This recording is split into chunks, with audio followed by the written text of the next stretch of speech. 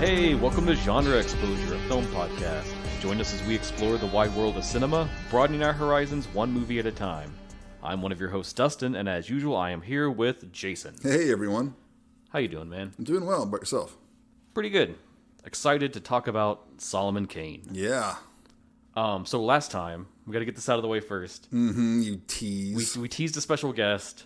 That's not happening. So I've been edging for like 2 weeks. temper your expectations. It wasn't going to be anything too grand. It was just going to be Michael hopping back in for an episode. Hey, it doesn't get any grander than that. True. Yeah, that might have been better than a real surprise guest. But we had said there were certain genres and certain topics that he would have to come back for. So this was one of those. Unfortunately, he's having some issues right now. Some stuff going on. We just couldn't find the time to schedule it and all sync up at the same time, which is unfortunate. We wish him well. But we love you, Michael. We wish you well. I know you're dealing with a lot right now, so if everyone else listening can just join us in sending you good vibes, positive vibes, positive everybody. Energy, good thoughts. We love you, man. Take care. That's right. That said, you did leave us with Solomon Kane from 2009 as your pick for the fantasy block we're doing, and we're going to talk the hell out of it. Yes, we will. As best we can. But first, we're going to do all our usual stuff. So I have a weird shout out this time because it's not really like I listen to a podcast kind of thing. I've been doing those lately just because I feel like I want to have the shout out to be like, hey, here's a cool thing. But my podcast listening time has been, kind of cut. So it is what it is. So I actually stumbled on this by accident on Twitter. So I've been watching a lot of Japanese horror films, and I'm doing that thing now, right, where every time I tweet a tweet's worth review of every film. Yep. And so I guess because I kept in every review being like blah blah blah J-horror, it was popping up for other people, and then so I got followed by this page, and then I was checking it out, and I was like, oh shit, no.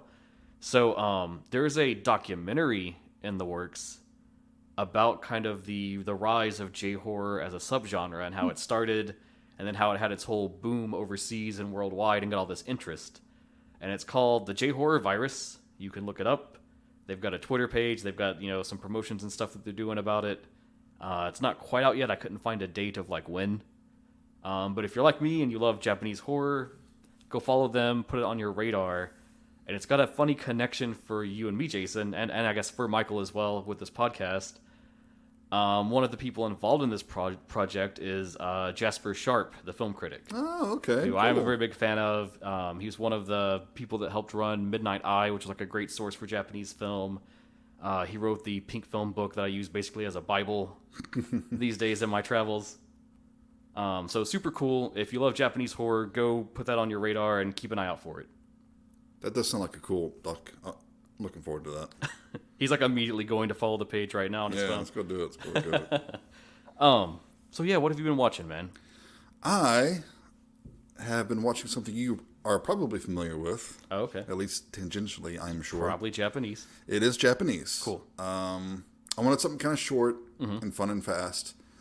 So I watched Metal Skin Panic, Maddox 01. Oh. See, I actually kickstarted the Blu-ray remaster of this. I was going to ask you about that because I saw it was getting a new Blu-ray release. Yeah, I got the blue on this one. Nice. Has it come out already? Yeah. Oh, cool. I'd never seen it before, but it's an OVA from 87. Mm-hmm. And for those who may not know, OVA is original video animation. Yep, went now, direct is that still to video. A thing? It is, but not as predominant. Right. These days, they have a lot of stuff that's ONAs, original net animations, where it goes direct to streaming somewhere. That makes more sense, yeah. But they are still out there. They still do exist. It's a pretty fun movie. I liked it. It's basically, in a nutshell, it's about this dude named Koji. He's a young mechanic, and he finds this super secret suit called Maddox 01. Like you do. And it's built to bust tanks. At the very beginning, they show it fighting all these tanks, and it's taking them out and everything. And so he's playing around with it, gets stuck inside. But, the authorities, the people who made it, want it back. Mm-hmm. So they're coming after him to get it. And he's just leave me alone. He's trying to get to his girlfriend the whole time, who's about to leave for university in England. It's an anime tale as old as time. Yep. I liked it. It was a lot of fun. I mean, it's short, it's simple. I was surprised that it wasn't part of a series. Because almost every OVA you come across, there's, 6 or 8 tapes or something like that. Well, the thing about a lot of OVAs, especially if they're in the 80s and then going into the 90s, like the sale of each volume would fund the next one. So like there's what's this? It's a really obscure one. It's called Elf Princess Reign, and it's like sort of a comedy anime.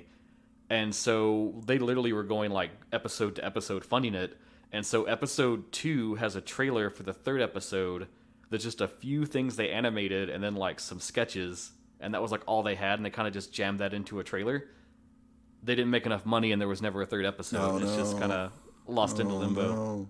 So does that mean that this was not very successful, Metal Skin Panic? You know, I don't know a lot of the history about it. And there is special features on the Blu-ray, so I probably should dig into that. But cool. I don't really know if it was meant to be a one and done or what. It was pretty fun. I wouldn't mind seeing more in the series. Okay, the animation though is like oof, pretty the good. animation's it's good, especially all the mech stuff. Especially, it's pretty cool. Very fluid. And the mech itself reminded me a lot of the Glitter Boys from Riffs. Yeah. I don't know if that influenced this or the other way around because this came out 87. Riffs, I don't know. That's around the same time. Pretty close. Yeah. It's not like Riffs didn't also rip off Sure. Robotech and everything else. Yeah. Because when the the Veritech fighters in their Guardian mode, they look a lot like the Glitter Boys anyway. So that's what I watched. Killer. Anything else?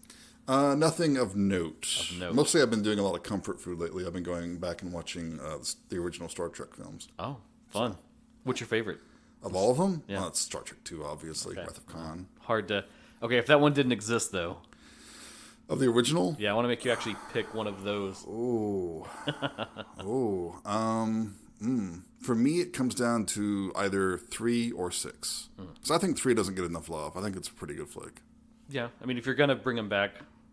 I like 4 a lot, too. Not 5. I can tell you that definitely. Definitively, it is not 5. Oh, but why? So what have you been watching, my friend? So I've been watching way too much to squeeze into one segment. So Of course you have. I have to get choosy. And when I get choosy, I go to stuff I love. So I checked out the Japanese remake of Cube from 2021. Okay, so this is a straight remake. So, I mean, I guess there's no real lore connection to any of the other films, so it could just be another Cube movie, I guess. But Sure. I took it as a remake just because a lot of the plot, they kind of like beat for beat remake a lot of the first film, which is my first big criticism with it because... You've seen it before. You've seen it before. Yeah. I always wanted to see what twist they would put on it because I was like, dude, Cube's like one of the OGs on those like Death Trap movies. Japan's all about those kind of things. They've done so many great ones. I want to see what they're going to do with it. And it was kind of just like a by-the-numbers remake of the first Cube with like some of the stylistic elements of the second one. So it's got some of the elements of like the second movie where they brought the more like neon lighting stuff, like less industrial. It's more futuristic looking. The Cube has that vibe to it. So it's not the like grungy industrial of the first film. So I like the grungy. Yeah. But it's the same thing. There's 6 strangers. They wake up in the Cube. They find each other. They start to piece together what's going on. They have varying opposing personalities. They're all a little more muted than like the OG Cube cast. Because you know a lot of those were like very over-the-top personalities, which made a lot of the drama. So through a lot of it, the drama was like kind of dry a lot of the times. Like there wasn't as much like big stakes and big moments. And really like they definitely tried to nail those like best shots. Like anything that was like an iconic thing from an earlier film, they like work that in again. But it's just kind of the same thing again. And so the only thing you really have to care about it, I guess, is like where they chose to do something different.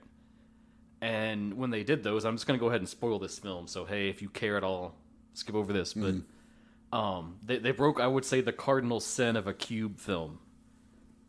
Maybe I'm not an expert, but I do consider myself a Cube connoisseur, as you might say. And so You're a cubist. Okay. I'm a cubist.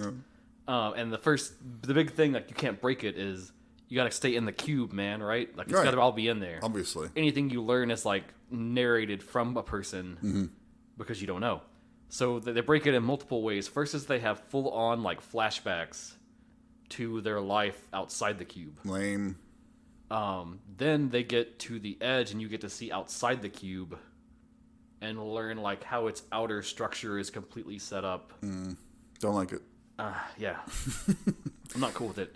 And then the big twist at the end So like all of them have died. They get to the end. They have the whole like one of them's betraying them and is going to kill them all. Blah blah blah. And they do all the same beats too of like, oh, the rooms are numbered. We can do this math. Coordinates. Yeah. The prime number rooms aren't trapped. Oh, the rooms are coordinates. We can triangulate the edge of the cube and get out that way. They do all that stuff. Boop boop boop. You get to the end. They found like the connecting cube that goes to the exit because it like shifts and moves along the outer edge.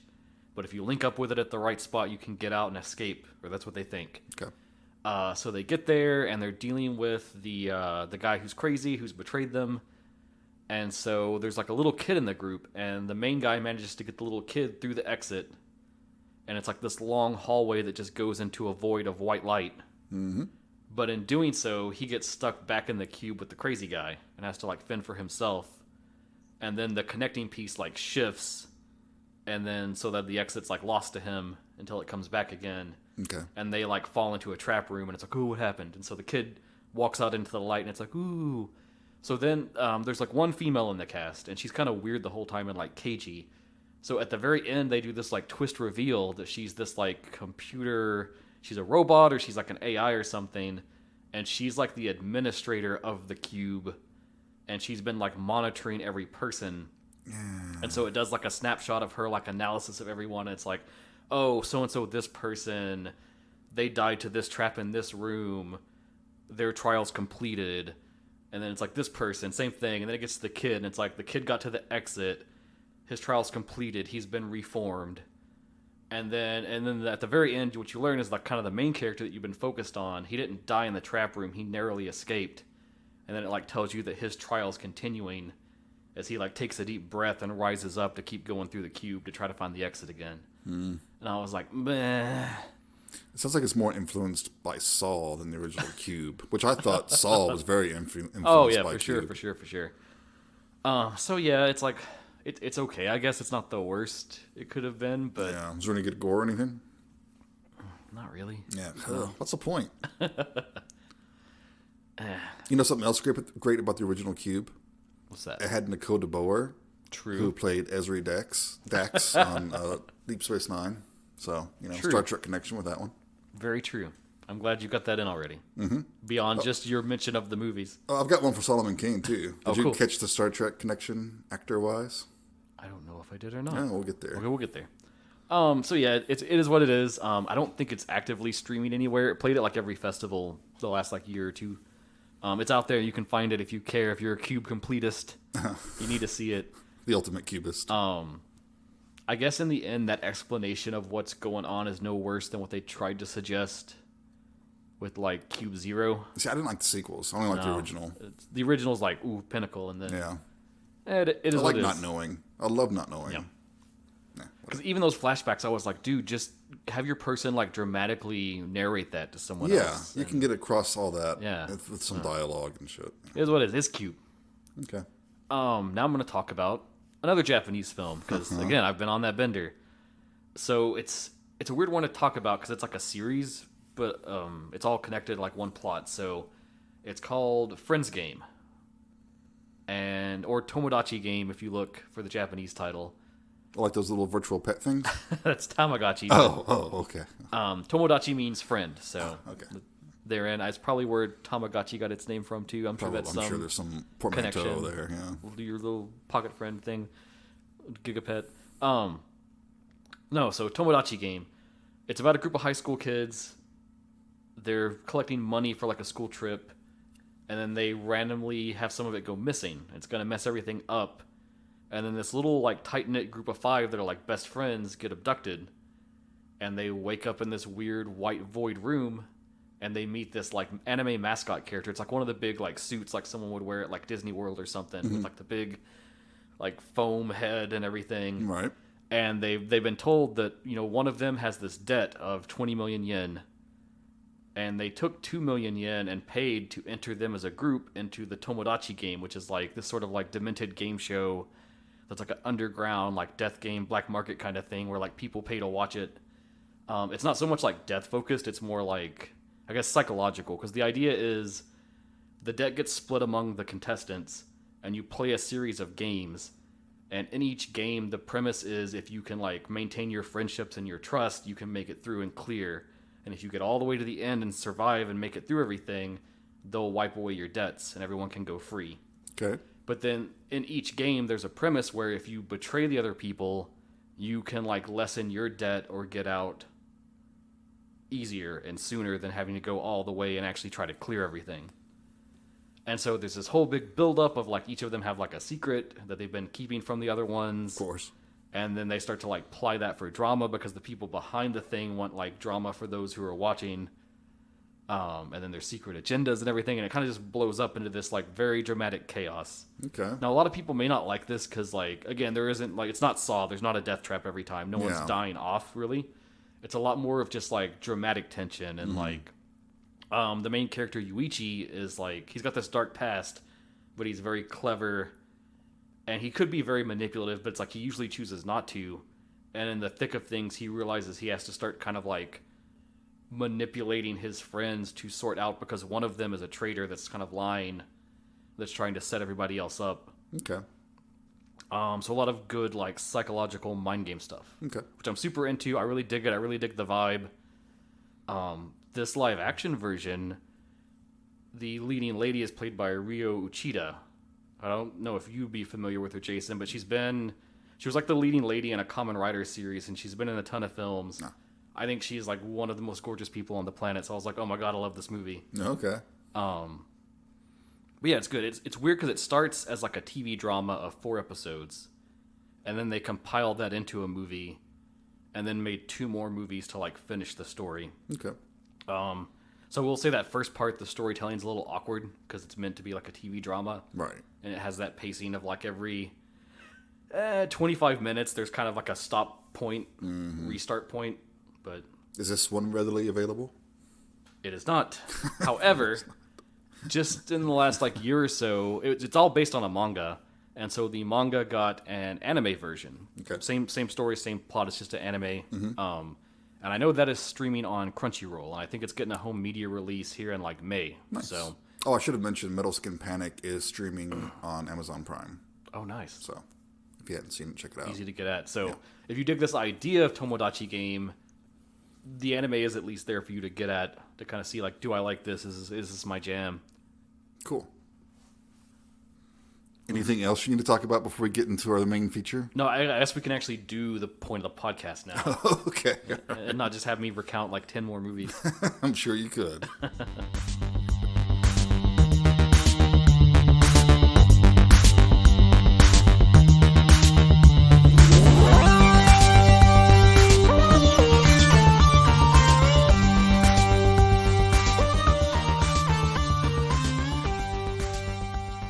So today we are talking about Solomon Kane, 2009, directed by M.J. Bassett, based on the legendary character by Robert E. Howard, creator of Conan, if you don't know him for anything else. Most famous for Conan. Where to begin? With Solomon Kane? I guess the beginning. Yeah, I guess top level genre, of course, we're fantasy again. Do you have anything you would want to add in specific? I would say it's still dark fantasy. I would say a tinge darker than Dragon Slayer. Oh, sure. This is an R-rated film, so there's more violence. I think that's really it, though. The violence is the big thing that made it an R. Definitely. Hard R on that violence. But Solomon Kane, the first story was published in Weird Tales in 1928. The story was Red Shadows. It's a banger of a story, too. Yeah. And Robert E. Howard was only 22 years old at this time. And of course, tragically, he died young. He died when he was 30. Sadly, he committed suicide. But man, he wrote so much stuff. I know. I mean, it was just a font of great classic stuff. I mean, yeah, he wrote the occasional, okay, whatever, you know. Because he wrote mostly for Weird Tales, which was a disposable type magazine at the time, one of the pulps. The pulps. Yep.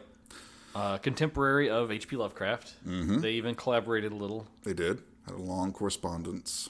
Also with Clark Ashton Smith, another great Weird Tales writer. If you've never heard or read any of his stuff, you really should. Sadly, not a lot of Solomon Kane stories, though. We have some ephemera here while we're recording now, which is a weird new thing we've been doing. And Jason has his little collection of Solomon Kane stories. And it's 3 very compact paperback volumes. Yeah, apparently these were the first paperback editions published. Oh, cool. There's a hardcover that came out, I want to say 68. And, of course, it's very collectible. And then these by Centaur Press came out starting in 69.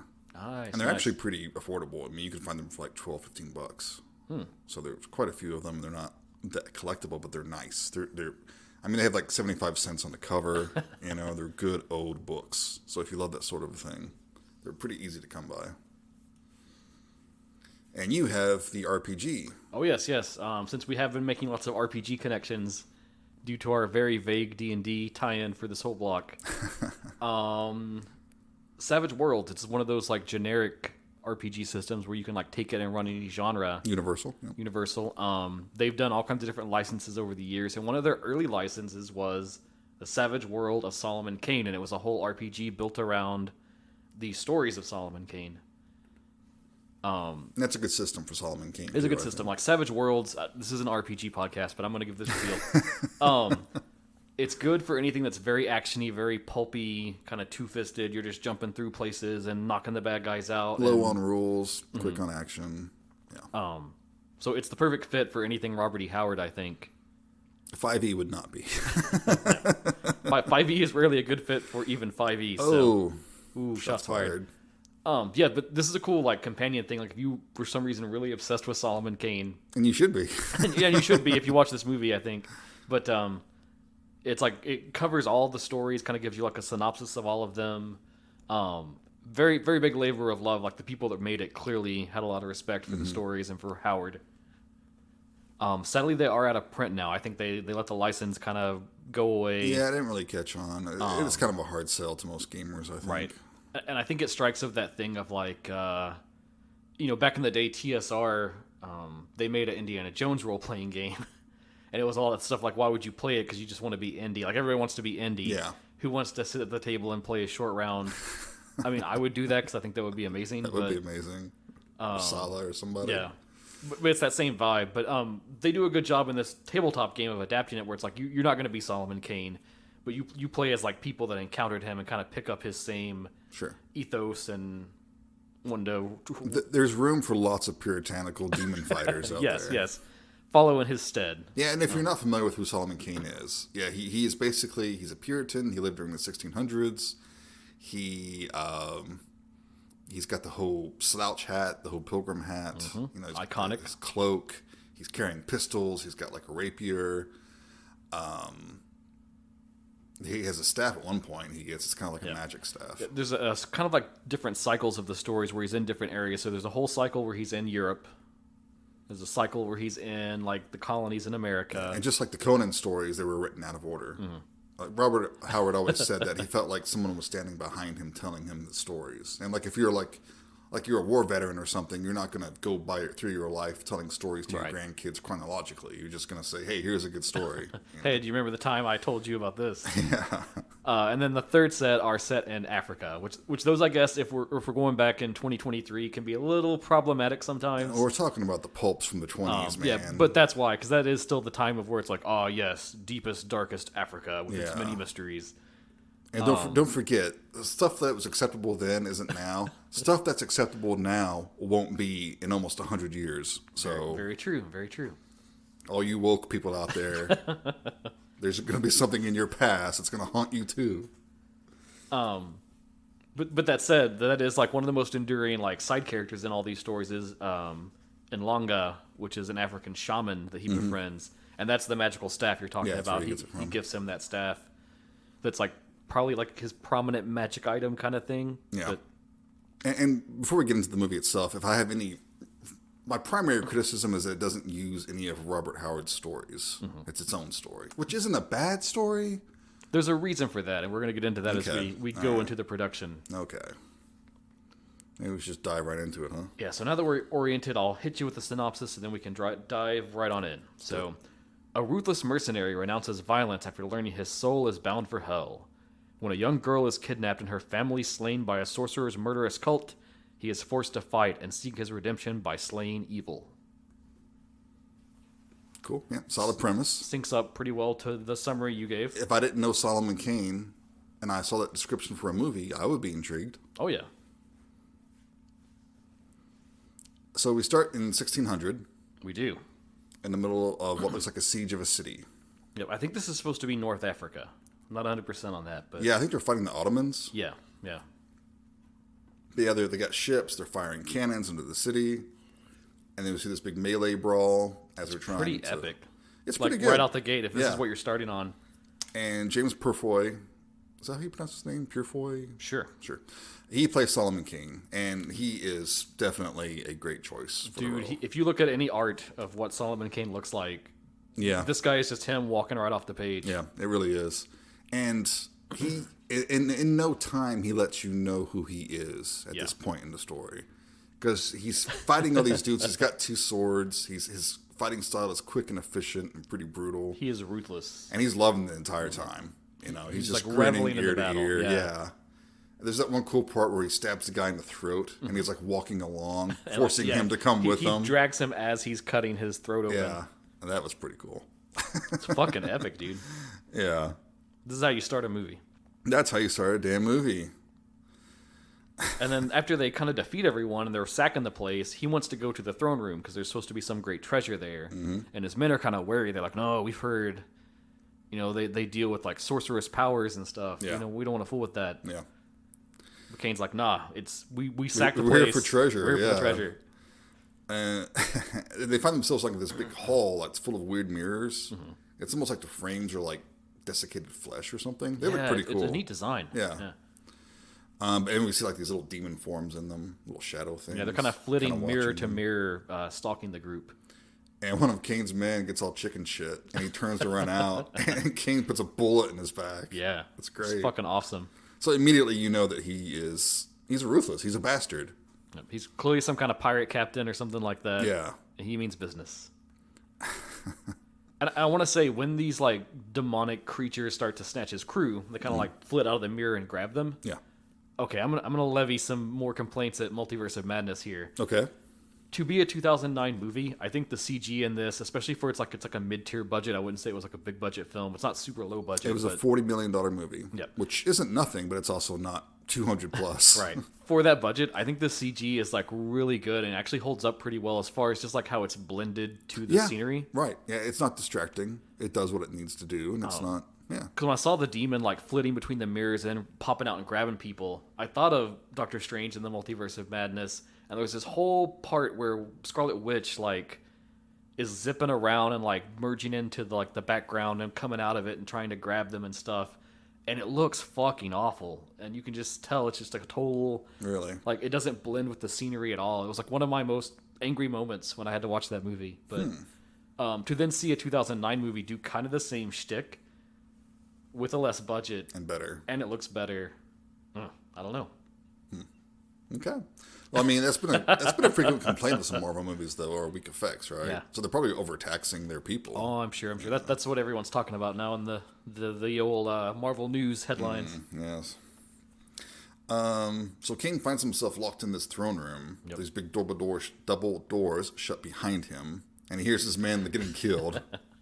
And it's cool because the throne's before him, but like before you get to the throne, there's just this big pile. Yeah, big pile of treasure. It's like Scrooge McDuck has been swimming in there or something. Yeah. And he's like running his hands through it and everything. And suddenly this like demon forms in the room with him, right? And he says that he is the Devil's Reaper, and he's here to claim Kane's soul because he's just so freaking evil. He tells him he's made a pact, and he's like, I don't know what you're talking about. I didn't make any pact. Yeah, I didn't make any pact. But it's clear it's more his actions and his way of life have settled this. Killing wantonly for treasure. It's pretty evil. Mm-hmm. So they fight, of course, because Kane's not going down without a fight. Oh, yeah. And the Reaper does have a cool flaming sword. Oh, I like the way it looks. Awesome. Because it looked like kind of like molten metal. Mm-hmm. How it gets like red, white hot and everything, and flames jumping around it. It looks good. And he quickly learns what everyone learns when you fight a big demon thing, is that you got to have a magic weapon. Right, obviously. You're not hurting it with that one. It's D&D 101, people. Come on. So he proceeds to do the smart thing, I think, and jump out a window. Hell yeah. He jumps out a window into the water. Not only jumps out a window into the water, but then he flees, abandons everything, and runs away to a monastery. Yep. And becomes very, very devout very fast. We pick up 1 year later in England. Yes. And he is at a little sanctuary in a monastery. He's renounced his ways. He swears to never kill again. He has all these tattoos all over his body. Yeah, he's got this epic, cross scarred into his back. Yeah, he says he's learning to be a man of peace. But the high priest there, the main dude, says, you've got to leave, Solomon. He says he had a prophetic dream about Solomon. Yep. And that he couldn't tell him what it was or what it's about, but he knows that Solomon needs to leave. Yep. There's some purpose for him, but he can't find it there. The priest says he's got an inheritance to return to. He has a home. And Solomon doesn't seem too anxious to go back there. Yeah. Not quite. But they kick him out. And then we see him traveling the countryside with his walking stick and, peasant clothes. And I like show, don't tell, right? 101 screenwriting. And I like how this does that because we see him walking and it's like wintertime. There's like a bit of a snow falling. Yeah. Everything's dark and dreary. He's passing people burning plague victims. Yeah, it's like you realize things are bad in this area, and you don't have to someone say oh, there's an evil king who's raiding the land. And Right. I mean, you get that later, but once you've already known, You've seen it. Yeah. There's bodies hanging from trees and from gibbets and things like that. Things are not good. But his first encounter is also not so great. He gets ambushed, As you do. as you do, by a few bandits. A group of brigands in the forest. Yes. Classic. But unlike your average D&D player, he does not fight back. Yep. He says, I refuse. I'm a man of peace. He's dedicated to his ways because he thinks that violence is a surefire way to get his soul taken to hell. Yep. He thinks if he stays on the straight and narrow, he can somehow avoid his fate. Yep. But they kick the shit out of him. And steal all his shit. Then take his shit. And as he's in this fugue state, he has a flashback. Yeah. To when he was a kid. And his father, I didn't know he was in this movie, but Max von Sydow is his father. Yeah. I have a cool note about that too, because apparently Bassett really, really fought to get him in the film. She said that if... I was going to say that's got to be a Conan nod, right? Because Max von Sydow famously played the king in Conan. I mean, that's part of it, but she had said that in his prime, that's who she would have cast to be Solomon Kane. Ooh, that's cool. I can see that. Given the time when they finally made it, there was no way to do that.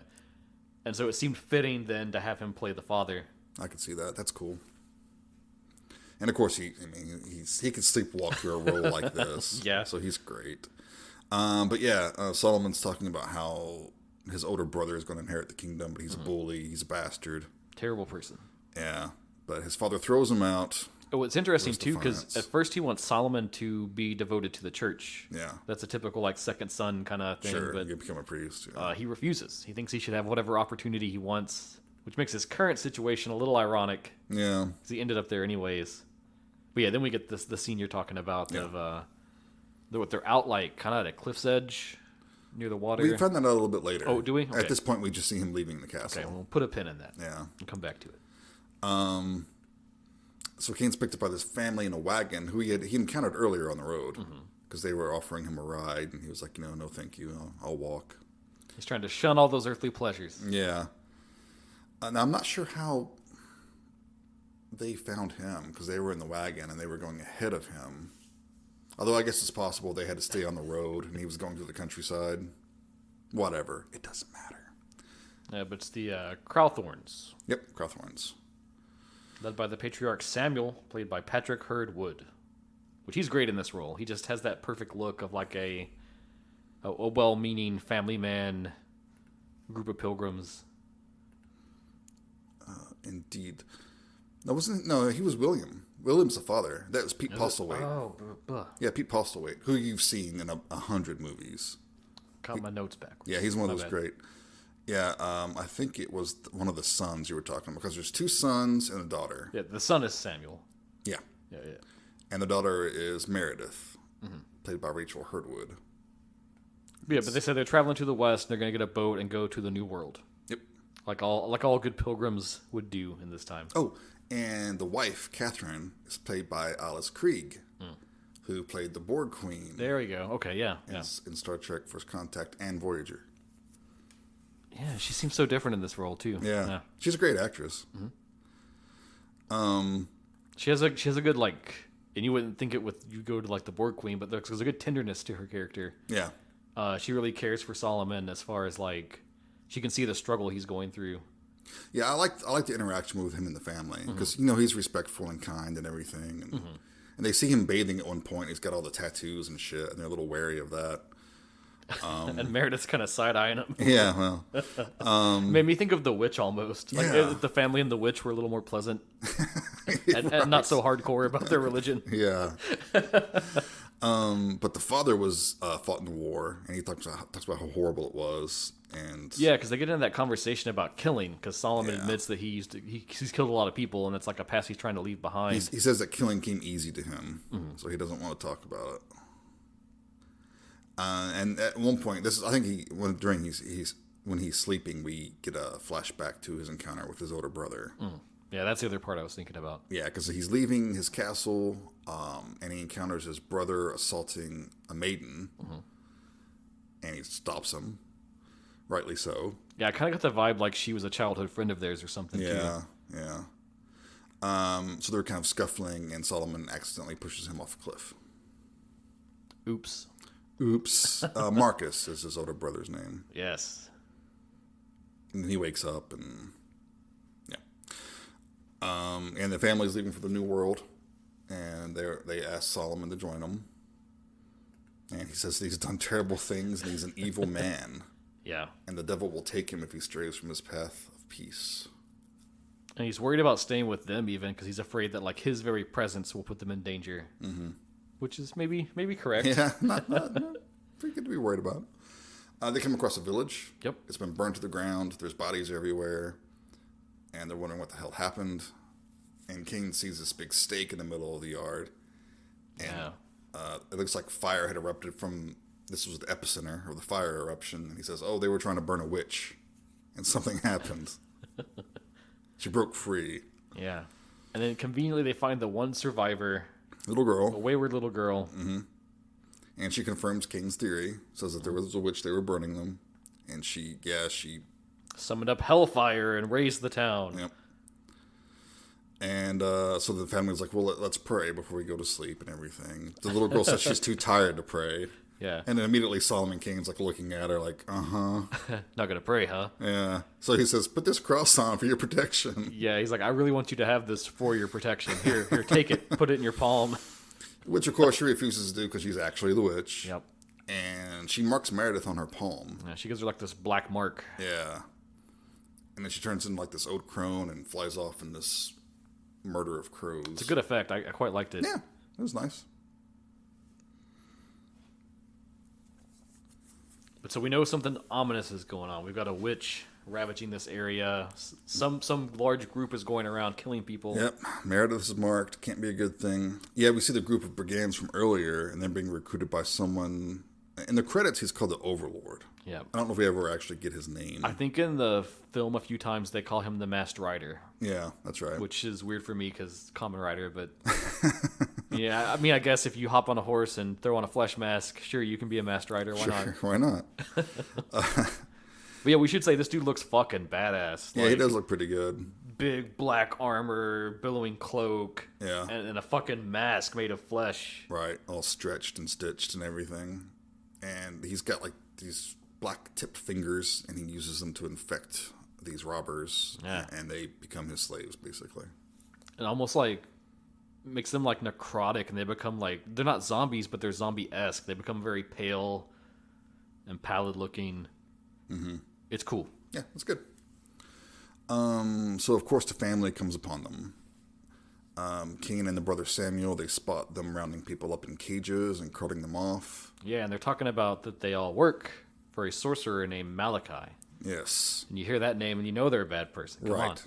And spoiler, it is not that annoying kid from Children of the Corn. But that's where your mind goes. That's always. Exactly where your mind goes. And that's a criticism I have. I would have chosen a different name. A little too on the nose. But whatever. It's okay. Yeah, it's fine. So Samuel runs back to his camp, and he finds the men attacking his family.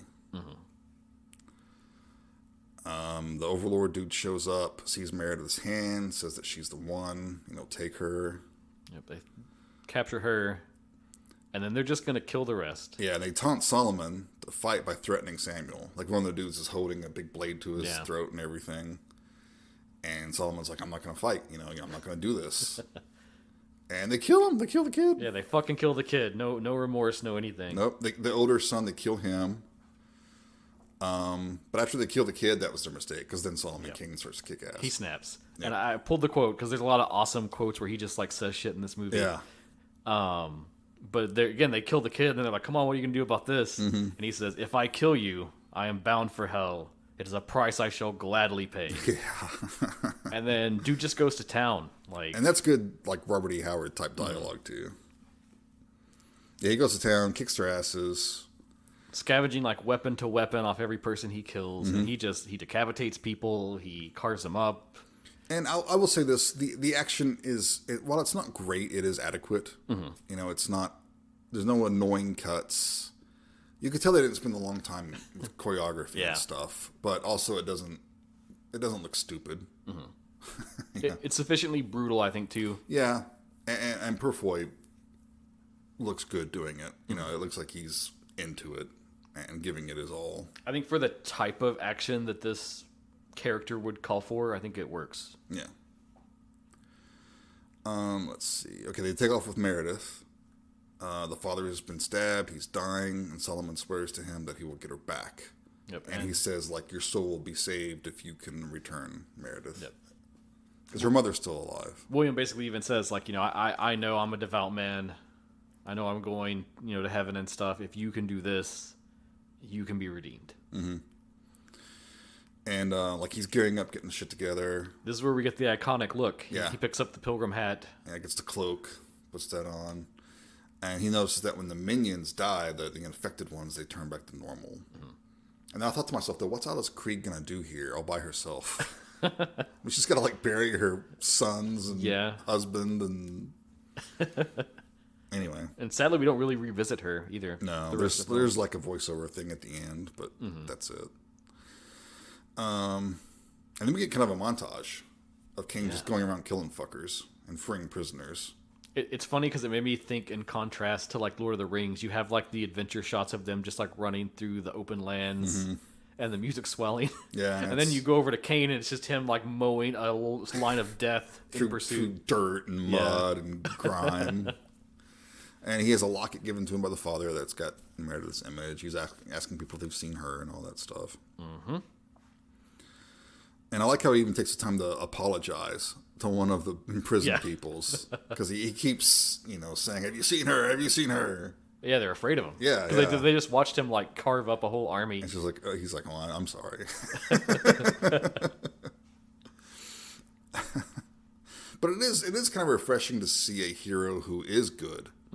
Who isn't an anti-hero. Yeah. He's not like the fucking Punisher or something. Right. He is actually trying to do good and be good. There's no the line he crosses is that he will kill. It's not he doesn't want to. He would uncharacteristically kill someone without reason or something. Right. Not like his own self. Yeah. See, he comes upon this burned out church.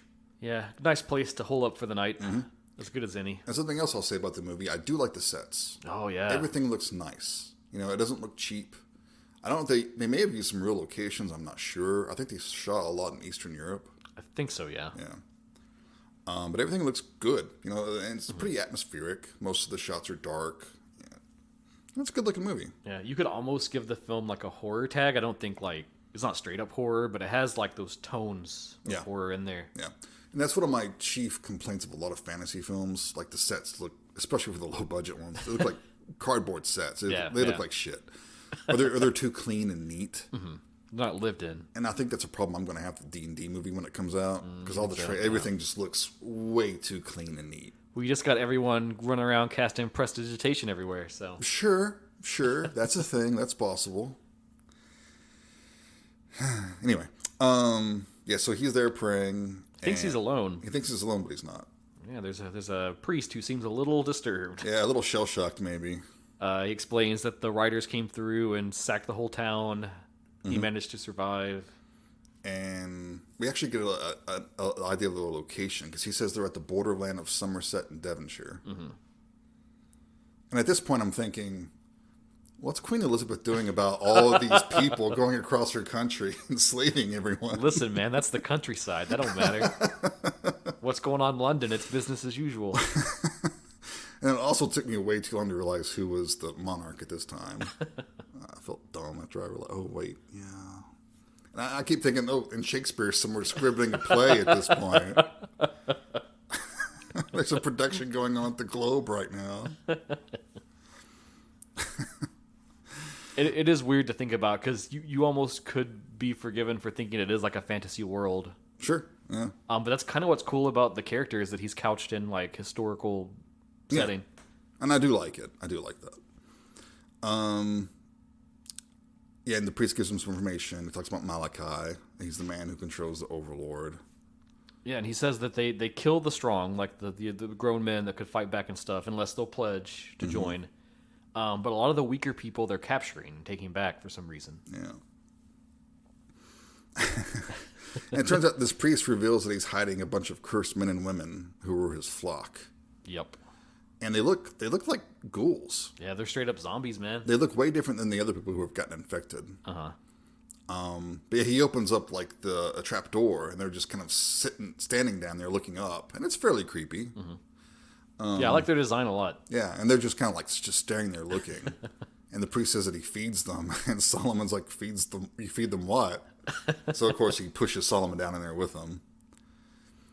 And this is pure Robert E. Howard. Yeah. This part, because we get a torch-wielding Puritan swordsman fighting a bunch of ghouls in the dark. I mean, that's, yeah. And it's badass, because at first you think it's just like a little trapdoor room, but it's actually like connected to the catacombs that run under this church. Yeah, and he's running around fighting, trying to get away from them, and they're ganging up on him. And it's great. It's pure pulp. I love it. I want more stuff like that. Please. It's freaking awesome. Eventually he finds a way out, and they don't follow him. It's like their skin burns. Yeah, they're afraid of like the actual... I guess the consecrated ground, I guess, because he's in a graveyard. Maybe these are something different. Maybe they are like some sort of a ghoul or something. Oh, and an interesting part too is when he cuts one of them, and they turn on that one that was cut and just start devouring it. Yeah, very ghoulish. But he's out. He's in the graveyard. But then he is beset upon again by those brigands. His old friends. Only they're a little different now, because they're all eviled out. Yep. And they're like, oh, you're not going to fight, are you? But he's over that phase. He immediately kills two of them, just no problem. And he interrogates the survivor, because he's needing some info to find Meredith. And he's threatening them to throw him to the ghouls. And I love when he holds his head over the pit. Yeah. He's like, no! Even this guy's afraid of them. But he says, no, that Meredith's dead. Yeah. They already killed her. Yep. And Kane is devastated. Yep. And he just throws him into the ghouls. Yeah, and then we see him drinking in a tavern. Yeah, it kind of cuts. It's been a while. He made it to a town. Makes it to a town. He's drinking at the tavern. It's very much like it's a Raiders of the Lost Ark moment. Yeah. Like when Indy thinks that Marion's dead, he goes to get drunk. Yeah. And there's a few people kind of watching him. They're kind of, is that him? Is that the guy? Yeah. Yeah, he's approached by a couple of guys who used to be under his command. Yeah, they used to serve on one of his ships. Yep. And they want him to lead them again. Yeah, they said they formed a little resistance against Malachi. They're going to try to stop him. And they want Kane's leadership. And Solomon's like, just get the fuck out of my face. I don't care. He doesn't care anymore. Unfortunately, the Masked Rider and his men are already there. Yep. And they creep into Kane's room and take him. And out in the square, they're crucifying all the people that were defying Malachi. And again, this is pretty badass, this like metal moment of like straight up nailing the people to the crosses and lifting them up. Yep. And they even crucify Kane. Yeah. And he's given up at this point. He's not even fighting. He's just like, yeah, just kill me. Maybe my soul won't go to hell. But it creates a good like parallel, I guess, to like biblical concepts. Oh, absolutely. Yeah. To have him crucified in this moment. It's also a nice nod to Conan, the movie and the short story. I think it was A Witch Shall Be Born, where we meet Conan in that story crucified. Oh, yeah. Okay, yeah. And in the movie, they crucify him to the Tree of Woe. So every hero has to go to that. They have to go to their lowest moment and then basically get resurrected. And this is what happens to Kane because he sees and hears Meredith. Yeah, as they're like hanging them, the carts are coming through. They're bringing along all the people who are trapped. And she just happens to glance up and notice him because he's kind of in the central spot among these. She calls out to him and he realizes like, no, she's alive. It's not all over. Yeah, so he begins to fight again, pulls his hands off the nails. Dude, fucking epic, too, that moment. He just rips his hands off. He jumps down, and, I mean, he's kind of screwed, though. But luckily, a group of those rebels come out, which the men come out and save him. And we get the point where he's healing up a little bit. And his men are pledging loyalty to him. They think he'll destroy the evil. I like it, too, because the lady that treats his wounds, they talk about her a little bit because she's pagan. Yeah. And he kind of, like, rebuffs her. Yeah. He still thanks her, but he's like, Right, keep your pagan magic away from me. And then we get some more backstory here. Talking about how Malachi was a priest who sowed his soul for power. Mm-hmm. And the Mass Rider is a servant. They know the castle that Malachi is at, and it happens to be Kane's ancestral home. Uh-oh. Yeah. Seems like some threads are tying up together in this little story. So Kane's like, okay, I grew up there. I can get us in. Yeah, he knows all the secret entrances. Yeah. So they sneak into the courtyard, and immediately we see that little girl. She's like up on a balcony. Yeah. And she taunts Kane. And she gets a sword thrown at her and killed for her trouble. But all of Malachi's men comes out, and there's a nice big brawl. The full armada. And in the chaos, Kane managed to make it inside and heads down to the dungeons. Yep. He has a quick fight with the Overlord. Yeah. Oh, yeah, they do. They tussle a little bit. Yeah, and he's pretty well matched. But not a definitive conclusion. Right. Yeah, right. He gets into the castle, starts looking for Meredith. He's freeing prisoners. He thinks he's found a random old man in one cell, but shock! It's Max von Sydow. Yeah, it's his father, Josiah Kane. Yep. So Josiah tells him that Marcus did not die from his fall off the cliff, but he was extremely badly hurt and maimed in the face. Yeah. So Kane's father brought Malachi to his castle to restore Marcus. Yes, through magic. But, of course, you mess with dark magic and dark magicians, you're going to get fucked over. Mm-hmm. So Malachi made Marcus into the Overlord and enslaved and imprisoned Josiah. Okay, now I got to ask you. Mm-hmm. Did you ever suspect that the Overlord was his brother? I can't answer that honestly, because I was looking at the credits. Oh, okay. And it listed, and I kind of hate it when they do this, but it listed the actor playing both his brother. It's Samuel Roken. And Overlord, yeah. Yeah, it's Marcus Kane / Overlord. So unfortunately that was spoiled for me. What about you? Did you see it coming? So I didn't see it coming, and Tiffany kind of embarrassed me because she did watch this with me. Mm-hmm. She dug it. She was into it. Nice. She liked how violent it was. Good. But so she has no conception at all. She's never even read a Solomon Kane story. She's just watching this movie. Sure. And I told her like basically the synopsis. Oh, he's a Puritan that fights evil. And so she sees the Overlord. Like, oh, that's cool.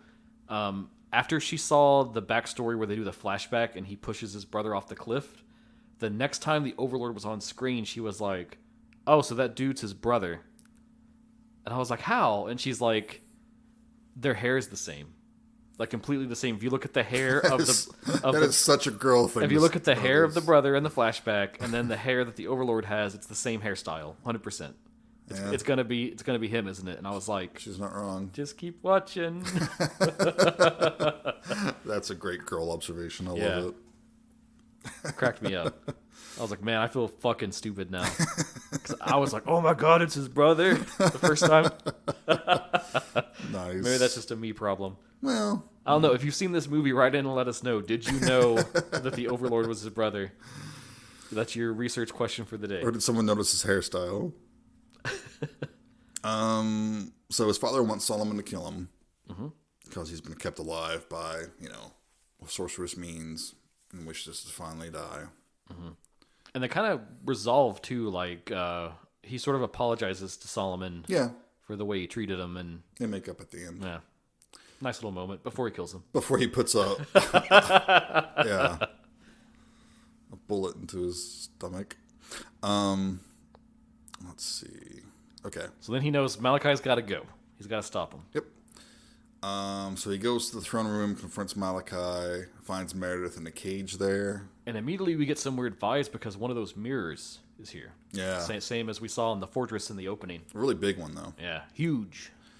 What did you think of the way Malachi looks? So I've been like praising this film throughout. If I have to give any criticisms, I think Malachi's look is a little weak, I think. It's a little weak. He's got like scars and shit all over. Like half of his face looks like a page of a book. Yeah. It looks like he was like scribing a book and then fell asleep on it. and the ink was just transferred to his face. I mean, that one part is kind of cool because I dig like, like Clive Barker, The Books of Blood, where you got the guy that's got like the stories being written into his skin or stuff. Right. Like I would play a D&D character like that where it's like their tome is like scribed on their body something. And yeah, you're constantly putting in new spells. And yeah.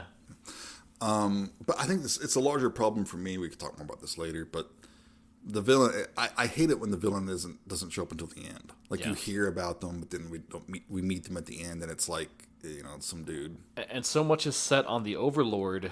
Then when you get to Malachi, it's kind of underwhelming. Like the Overlord's already more badass than his master. Yeah, he's like a serial killer in the Middle Ages. Yeah. Let's see. Okay, so Malachi does some shit where he vanishes.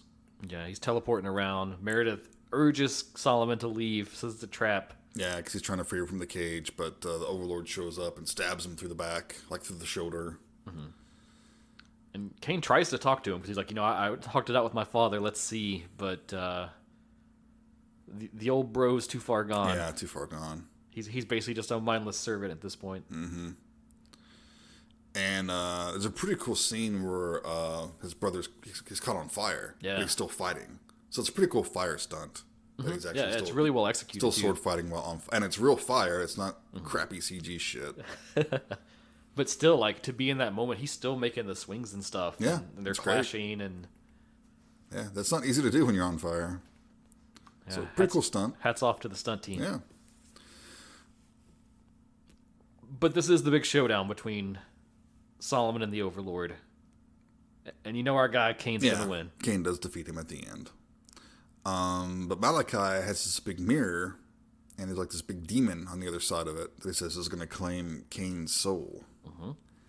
So Malachi uses Meredith's blood, because she's an innocent, to open the mirror. Yeah, I wonder if it's supposed to be kind of like, blood of a virgin kind of thing. I guess. I'm not sure what the whole mark thing was about. Doesn't really... Wasn't that a classic witch thing? They put like a mark upon someone and curse them. Yeah, I mean, they usually have a devil's mark of some sort. But, it's fine. It's just vaguely right enough to work. Yeah. So then this big CG demon / golem thing comes out. Yeah. So it looks almost mechanical, but it's like fiery on the inside and kind of demonic looking. It's not bad. The CG here is a little iffier. This is the worst the CG ever is. Yeah.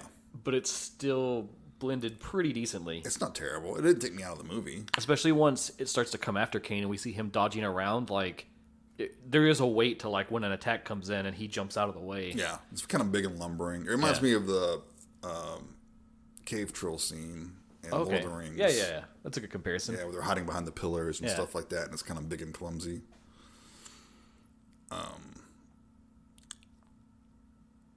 And that's another problem I have is that it's very kind of anticlimactic. Yeah, because how are you going to really fight a big CG guy like on this budget? So Kane pretty much just shoots Malachi in the fucking head. Which is smart, I think. It's smart. Take out the wizard. Yeah, and I don't mind that. It just seems so abrupt. Mm-hmm.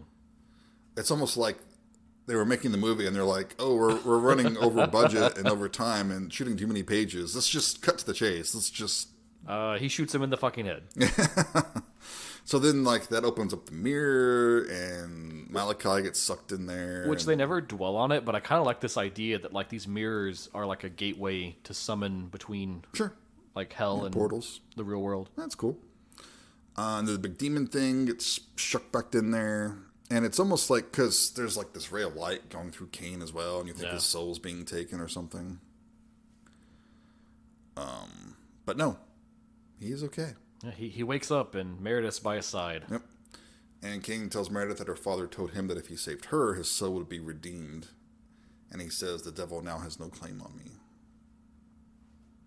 And then in a voiceover we hear Kane says that Meredith was returned to her mother and that he's found his purpose. Yep.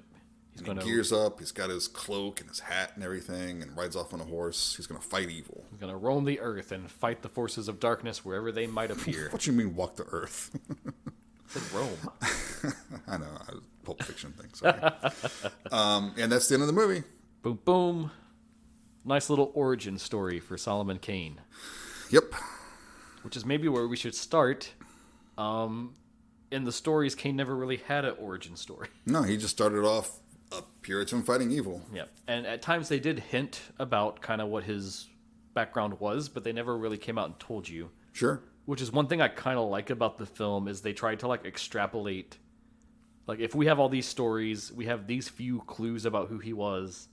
Like it's like fact he was some sort of terrible person before he became this hero. Fact we know the time era that he's in and he would have grown up in. And then it's like, how do we know he's like skilled at fighting, he's a skilled adventurer. Mm-hmm. So it's like, how do we extrapolate that into a backstory? Yeah, write an origin for him. Mm-hmm. And movies are obsessed with origin stories. I personally don't always need them. I don't think it's necessary. I mean, how many times have we had Spider-Man's origin story? Right, and it's the same thing over and over, or Batman. Yeah. You know, we know who he is. Just make the fucking movie. And I respected that so fucking much about the Batman. That it was just like, boom, he's Batman. He's Batman. He's a fucking detective. What do you want? You already know. Let's just go. Here's a story about him doing a thing. Yeah. Now, this character is less known, so I don't fault them for doing an origin story. Yeah. So let me get through all the history of this because it's interesting. So this all started in 1997 when Wandering Star optioned film and publishing rights to the Solomon Kane property. They got that from the Robert E. Howard estate. They had big plans. They were going to, really push this as like a character.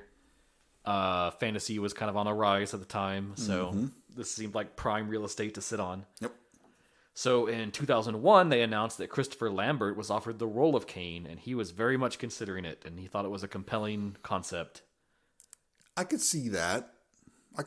I'm glad Lambert didn't wind up playing him, No, because Purefoy fucking kills it in this movie. Yeah, he's great. He's the best thing about the movie, easily. Let's see. Don Murphy was a producer on the film.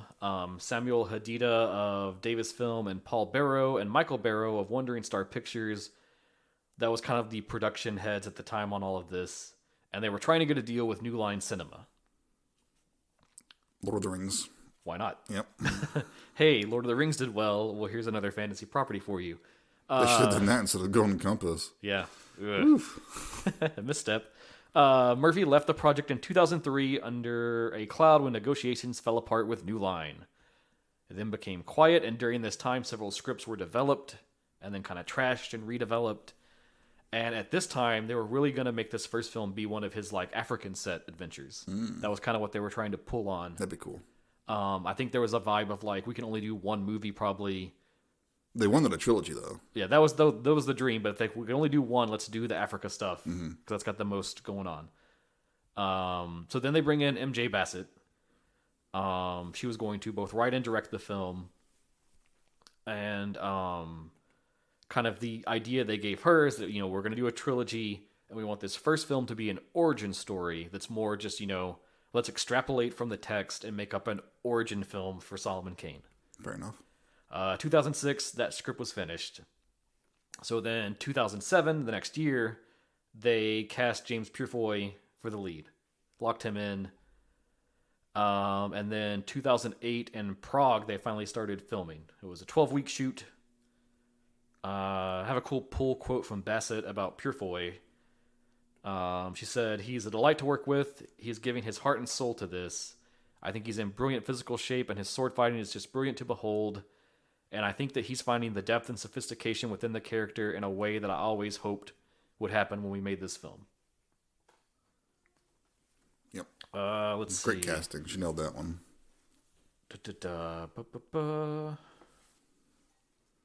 I have some of this. Some of the aerial sequences, like the big wide shots of like countryside, they were shot at Stanhope and St. Aves in the Scottish borders.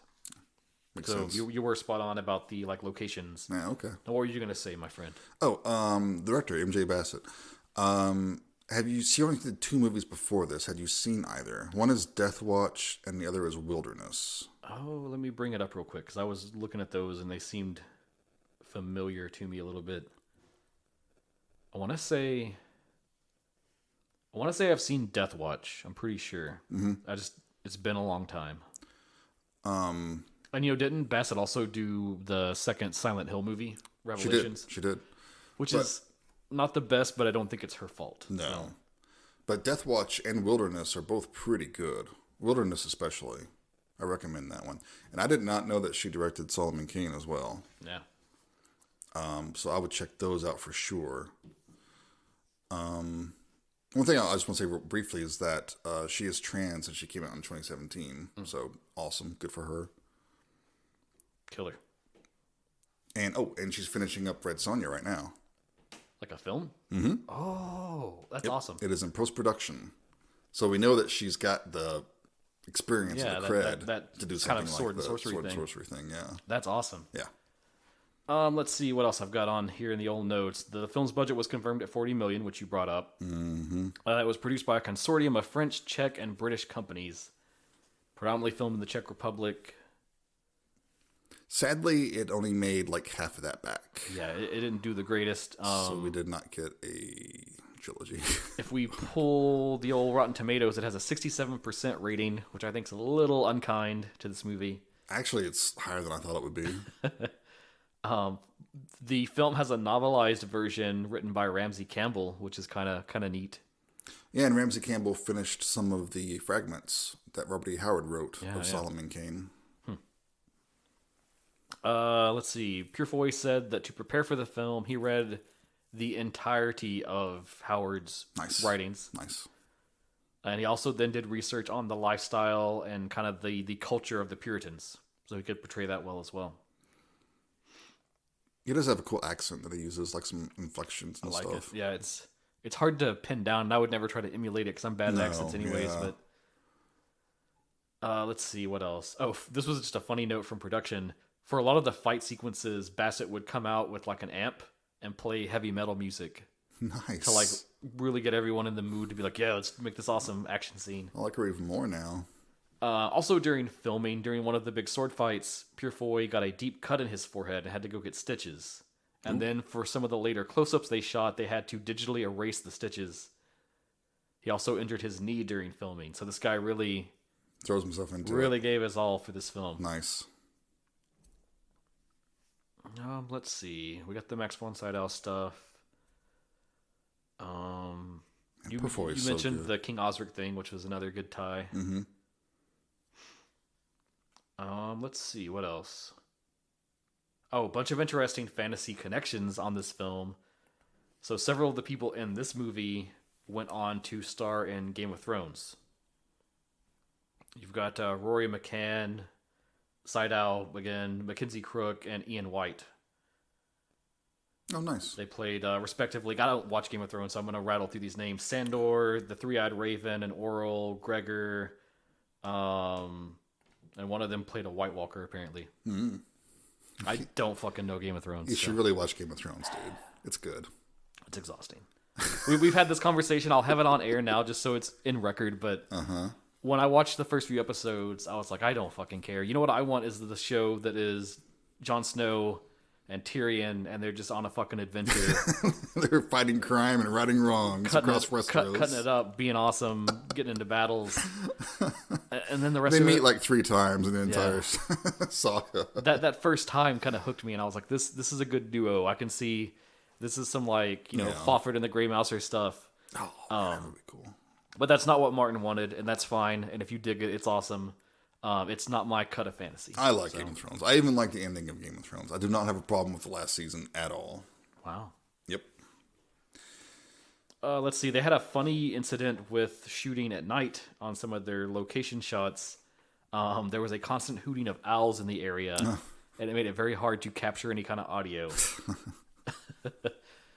Let's see. His family castle, Axmouth Castle, it's not real. It was made for the movie. But here's more fun facts. South of Great Britain, east to Devon, there's a coastline, a natural nature reserve named the Axmouth to Lyme Regis Undercliffs. And that was kind of like the inspiration for the setting of his castle. Interesting. Let's see. Oh, the whole like on fire stunt thing. There's a note about that. So when they were filming that, Purefoy missed his mark and he hit the stuntman who was on fire on the wrong shoulder. Ooh. I'm sure he appreciated that. And they said the stuntman put his hand out and made a no sign with his fist and then pointed to the shoulder that he was supposed to hit. And he did all this while he was burning. Jesus. So yeah, everybody on this was like a badass. Yeah, apparently. And then here's the big thing we talked about. This was going to be a trilogy that was planned from the start. The two other films, one was going to be focused on the North American stuff, and then one was going to be focused on the Africa stuff. Cool. So that's a pretty good trilogy because it's kind of the three main locales that Kane adventured around in. I'll give them credit for actually ending this movie, though. It doesn't end on the cliffhanger. Right. You don't. There's not any unleft questions. Yeah, it's there's just no Solomon setups. Kane's going to go out there and fight evil. There's no post-credit thing where Right. they lock themselves into something. A portal opens and Conan comes out and he's like, Solomon, I need your help. Get in the portal. And then just the last little bit, awards and stuff. It came close to greatness, I guess, in some aspects, but never won anything. It was nominated in 2014 for a Saturn Award for the best DVD Blu-ray release. That's a thing. Apparently. And then it won a Fantasporto 2010 Audience Jury Award for Best Director for Bassett. Okay. That's She's a good director. She is. She directed the hell out of this movie. Mm-hmm. Yeah, so that's all the fun notes I have. Well, what do you think about this movie? I quite like it. I've been praising it most of this time. Should we just launch into final thoughts, I guess? Yeah, let's sure. do it. So I think for like a mid-budget fantasy film, I think they used their budget excellently. And there's not a lot I can point at to be like, oh, that doesn't look so good. That's kind of bad. Yeah. Like there's weak areas. Like that final CG, like metal armor demon thing. It's not the greatest, but there's way worse than it could have been. It's not egregious. Like especially like the when there is CG, it's blended very well that it's so minor. Yeah. And again, I point at newer Marvel movies where they are just fucking it up so bad. And they use real blood when people get cut and stuff, so it's none of that crappy digital blood shit. I think, Bassett wrote the script, and I think the script is like so well written because like we didn't use many of them, but I wrote down so many quotes from this film of like shit that he says that are just like perfect one-liners that sound just like something you would read in one of the stories, pulled out perfectly. Yeah.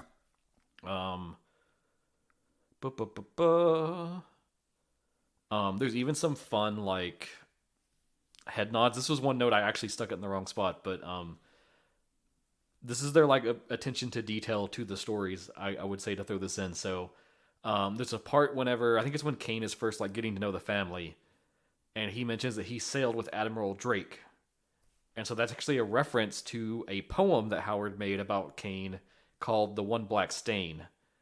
And in that poem, it's Kane talking about Drake's execution of Sir Thomas Doughty in 1578. Oh, neat. And so that's why in the movie, when he says, I sailed with Admiral Drake, and they're like, oh, what was that like? And he says, that didn't end well. Okay. Neat. Yeah, fun little connection. Yeah. Masked Rider is fucking badass. If you need a good antagonist for a movie like, Overlord, just, crazy flesh mask, super badass black armor. Yeah. He feels more like he could have been a Conan villain, I think, than a Solomon Kane villain. But yeah, I could see that. They do kind of set him up well. So, and you're right, he should have been the main villain. He should have been the main villain. Yeah, it should have all. Malachi is underwhelming. Just make that final fight like longer, and that's good enough. Yeah, At the end, he reveals who he is. He's all fucked up. You know, you don't need Malachi. You really don't. You could even have him kill Malachi before the final battle or something. Like, oh, here's the evil wizard. And then he's just like, run him through or something. That wasn't so hard. Oh, shit. Yeah. As far as like the source material, because I wanted to talk about that, like, is this a good adaptation of Solomon Kane? I think it is. It does delve into things that we don't have from the stories. Like, there is no thing of like, he was the son of a king and has this inheritance and all of that. And maybe he was a pirate. It's highly suggested he could have been a pirate, but we're never told that. Yeah. So all of that is extrapolations they've made. And I've seen online where people are just like, oh, fuck this movie because they're taking Solomon Kane and making shit up. But I think that, to me, as someone that's read all the stories, I think this is a logical extrapolation. They're not coming up with anything that is completely against the character as we know him, you know.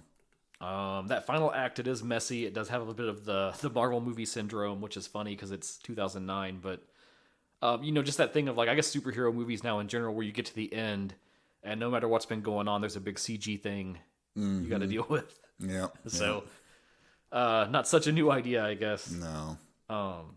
But for that to be like the worst moment of the film, and it sucks we don't have Michael to give his input because he only told us a few things, and in passing, at first he was like, I remember it being awesome, and then once he rewatched it, he was like, I still liked it, but that third act is kind of rough. I would say just the last 10 minutes is really the only thing I have a real problem with. It doesn't kill the movie, not at all. And it kills me because, too, like, I wish we could have got the sequels to this, because there's so many things, if you know the stories, like the Africa stuff, everything with Inlanga and getting, like, the crazy staff that he has. Yeah. There's awesome villains they could have used, like Lulu, who is this, like, French bandit that he fucking tracks, like, from Europe to America to finally Africa to finally kill this guy. Yeah. Because he's just this terrible dude that just slaughters people.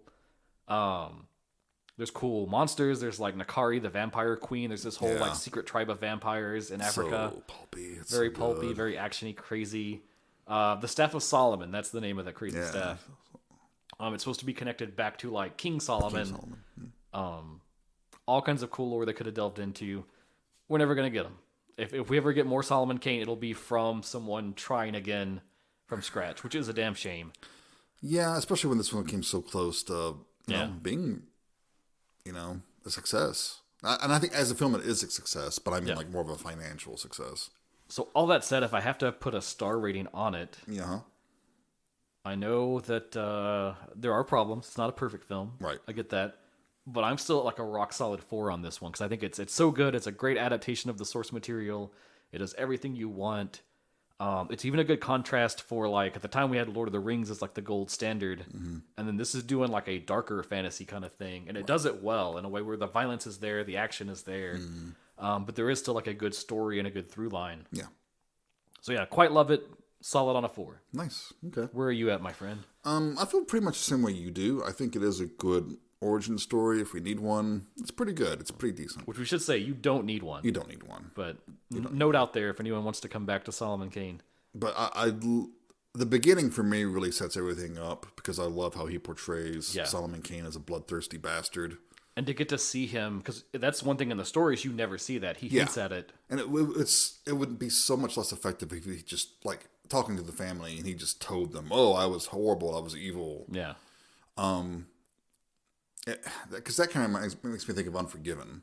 Oh, okay. Because we just hear about how bad Clint Eastwood's character was. We never see it. We didn't see it. True. It's much more effective, I think, seeing it. Again, show, don't tell. Yeah, exactly. And Purfoy obviously loved playing that part. Oh, God. I would just 2 more films of him just doing this. It would be amazing. I like the attention to period detail. It looked nice. It was obviously set in the real world, but not, like, slavishly the real world. Right.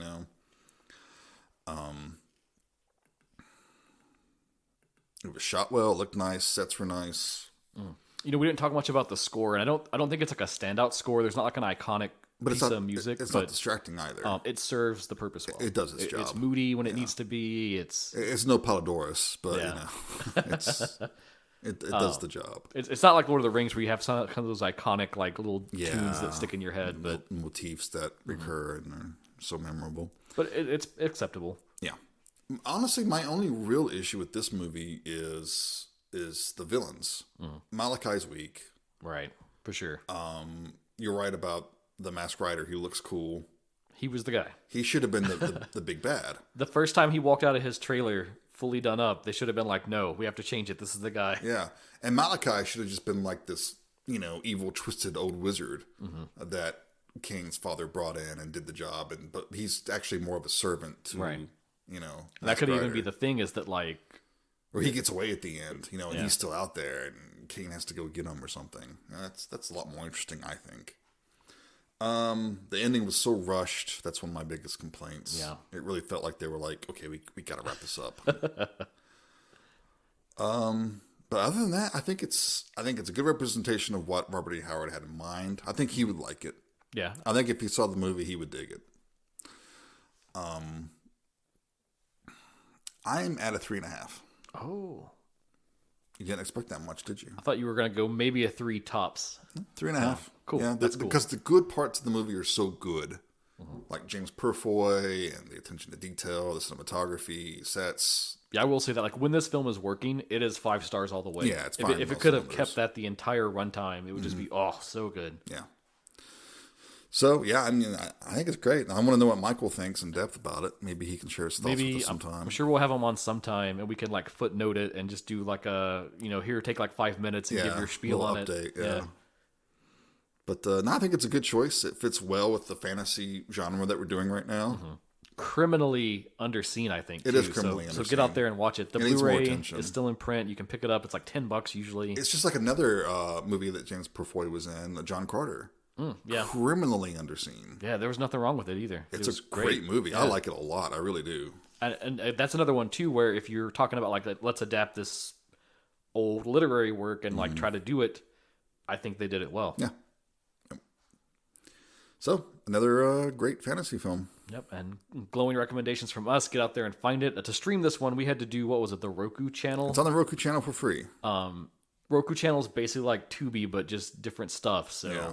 But also, if you go to any half-price books, you could probably find this for like $4. So it's easy to get at. Yeah. And I have the blue. It's nice. Probably should have won that award, I'm going to say. Why not? Yeah, why not? It's pretty good. Yeah. So are we going to keep this successful series of fantasy films going? There's a lot riding on me because you guys both just had killer picks. That's right. And I've juggled a few. I've got one that's like my artsy pick that's like, do I want to try to show off to everybody that's listening and be like, Dustin, highbrow, yes. I've got my like trashy pick that's like, I just kind of want to do it. I love it. I had one or two others. I'm like, do I lean more D&D-ish because we're trying to tie into that movie? Oh, the D&D movie, the first one. Okay. But here's what I'm going to say. Here's a life lesson for you. Yeah. The heart wants what it wants. Sure does. Whether it's logical or not. And so for us, I have selected to be my pick from 1983, directed by the one, the only, Lucio Fulci, Conquest. Conquest. Okay. In a place beyond time comes a terrifying challenge beyond your imagination. Now, I have seen this one. I have to, but damn, I want to talk about it. I'm anxious to rewatch it. I'll say that. And I'll say this. This is we always kind of end up with like a sub-theme when we do these by accident. Mm-hmm. And so our theme here is we've gone weirder with every step. So Dragon Slayer is pretty conventional for like a fantasy film. And then Solomon Kane goes one step weirder because we've got like this dark fantasy stuff. Yeah. Pulp. We're going to bonkers land for this next one. Well, I mean, it's inevitable that the Italians would show up in this series because they did so many like direct-to-video fantasy films. Right. And I thought you were going to get us there with the Barbarians, but... Oh, I wanted to. I'm saving that for later. I'll work it in somehow. I don't want to say too much other than it's a very weird fantasy setting. It's very Fulci. It's got several Blu-ray releases in the last few years, so it's out there. It was streaming on Shudder. I don't know if it still is. I'm sure it's streaming somewhere. It's going to be on something. One of the there or Arrow or somewhere. Tubi to the rescue. Tubi. Yes, it is perfect. streaming for free on Tubi. There you go. There's no excuse not to watch it. It's also on Shout TV and Plex. If you have those. Prepare yourself for a bow that shoots lasers. Mm-hmm. A very obvious Conan ripoff, except he has like bone nunchucks. And an evil sorceress whose key feature is that she's basically always naked. Yeah. It's gonna get weird, my friend. And each movie is getting more graphic as we go. That's true as well, yeah. Yeah, Kane was an R, and now we're going to like hard R. Yep. Nice. Well, I'm looking forward to rewatching it and talking about it. This will be fun. So thanks for joining us. Again, send your well wishes toward Michael. We love you, dude. We miss you. Sorry we couldn't catch you on this one, but we'll get you in. That's right. In the future when we can. Keep talking to us. Keep sending us things. Sending us your movie recommendations of stuff we should cover for the show. We need more. You know, I concepted a sticker design. We got samples. We have them here with us in the studio. They're not fancy or anything. They're kind of just our logo, but it's in sticker form. It's in sticker form, and it's cool. We've never had anything to give people that's representative of the show. So I'm wondering, I'm throwing this idea out there, and maybe if people can tell me if this is a cool idea or not. I'm wondering if we can ransom these stickers for movie recommendations, and then if we do your movie as an episode, send you the sticker. We'll send you the sticker. I like it. I don't know. Let me know what you think about that, and we'll see where we can go. I mean, who doesn't want a sticker? Who doesn't want a sticker? Why not? And you know, we'll post it to you. Whatever. Doesn't matter where you are. We'll figure it out. And it's not scratch and sniff, but we can make it scratch and sniff by request. Yes. Even Michael. Otherwise, yeah, man, just let us know what you've been watching. We appreciate it every time. We love it. Keep tuning in. Hit us up on Facebook. Hit us up on Twitter. Hit us up on Instagram. You can email us at genreexposure@gmail.com. We're also on YouTube if for some reason you like to listen to podcasts on YouTube. Some people do. It's convenient. So it's there. Mm-hmm. Why not? Otherwise, you have been listening to Genre Exposure. Bye, everyone.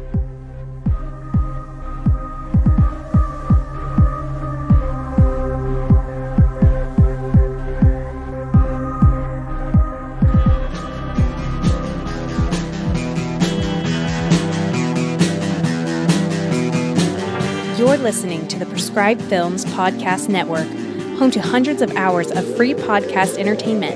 The shows on this network all have a common goal, providing you with the best discussions about movies and other forms of entertainment media. The PFPN hopes to fill your earholes with audio joy. Visit our website with links to all the other amazing shows at www.thepfpn.com. Thanks for listening.